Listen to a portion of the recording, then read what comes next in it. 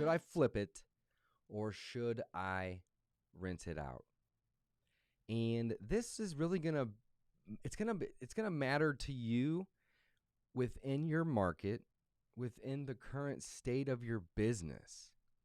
So both flipping a property or keeping it and renting it out are both great options. But depending on what makes the most sense for you at the current time in your current business, in the current market, that is going to be the answer. What makes the most sense? So if you were to flip it, there's a couple different scenarios here. It's not just always the same thing. You could lock a property up and then you could wholesale that property. That'd be a form of flipping it. You could lock it up and actually close on it and then list it on the MLS and wholesale it. That's also flipping the property. You could buy it, maybe close on it, maybe not, contract it, and put it on the MLS without any repairs. Another way to do it if you didn't buy it, right? You could buy it and actually fix it up and shoot to have the highest retail value you could get by listing it with an agent on the MLS. Another way to go about flipping it, right? So flipping it isn't always just one option. There's lots of different ways to flip it. You may want to do some work. You may not. You may want to wholesale it.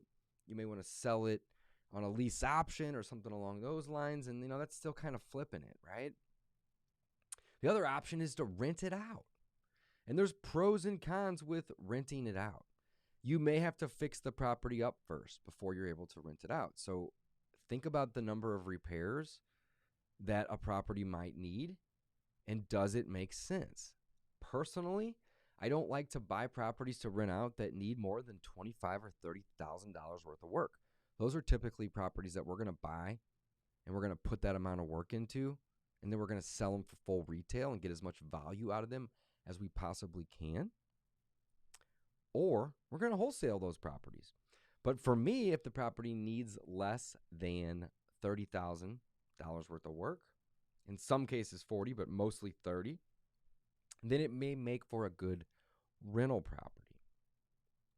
Also, what's going to make for a good rental property is going to be the price you pay in comparison to the amount that you're going to be able to rent it out for.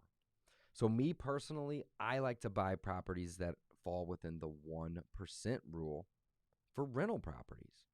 So keep it simple.